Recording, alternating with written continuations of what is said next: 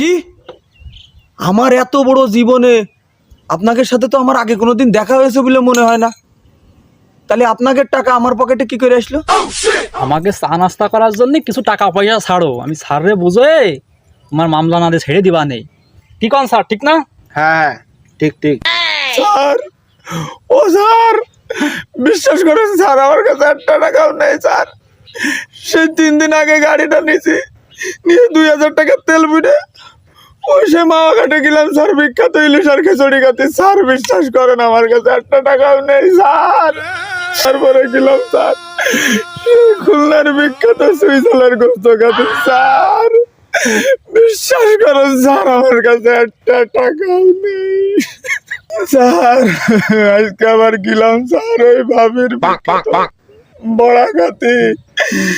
এখন যাচ্ছি আমার আপন মামুর শালার সুমিন্দি সোয়ালের গাড়িটা ফেরত দিতে।